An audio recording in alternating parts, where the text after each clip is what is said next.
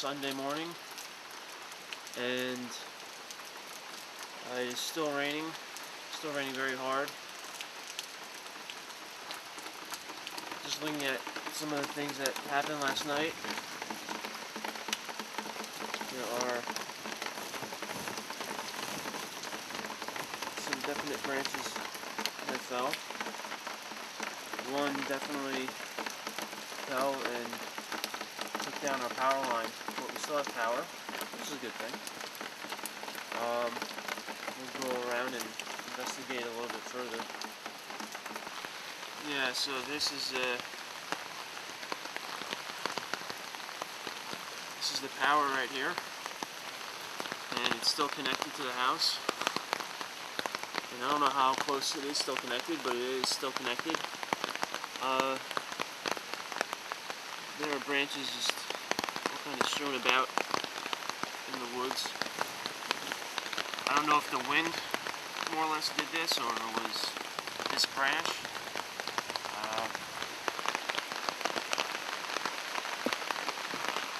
But things are definitely a mess, and there'll definitely be some cleanup going on in the very near future, but after this rain. So this here is the street view. I'm standing in the middle of South Lincoln Avenue, and it is basically a river starting from my driveway and going probably all the way down to Parker School and Parker Avenue. That is our power line. It comes all the way down and goes through, I guess, these trees here that fell. I'm surprised we still have power. It is pretty crazy. The wind is still going very well. There are cones up, obviously blocking the road so nobody can go down this road. And there is just a massive amount of water on this road. This is a lot more than the nor'easter that we got a few months, about a year or two ago. And if I'm going to try to get a better look from the bridge to see things a little bit closer. This is the brook. Where I was standing yesterday, you could still see down into the banks to the side, and you could see the outline of the brook. Now it's just a massive lake that's gone halfway up my neighbor's lawn and has completely filled that entire section. That's flood control. The house on the other side of the brook is completely surrounded by water.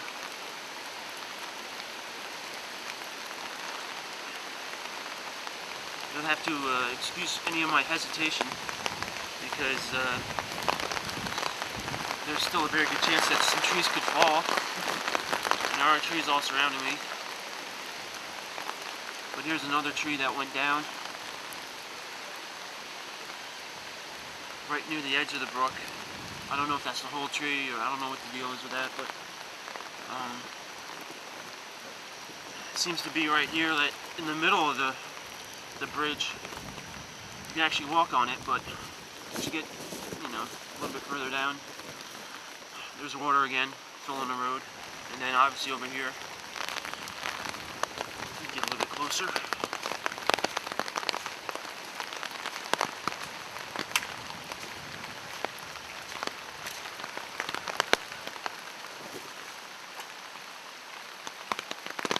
There is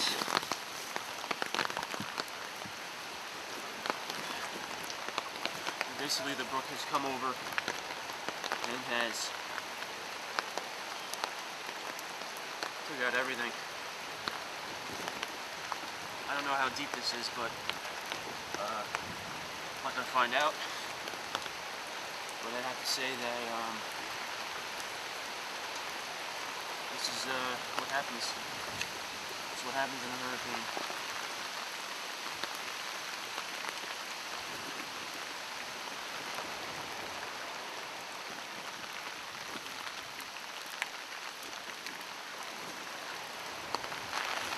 So now I'm on the bridge here, and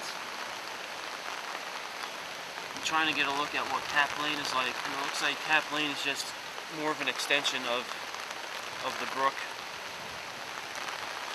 There are the house that I tried to show yesterday that had water in the last nor'easter. Looks like there's water right on the front step of the house. If anybody's there, I'm sure they're not there now.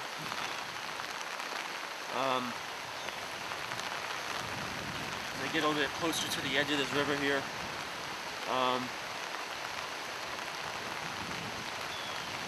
the house that's right next to the brook here,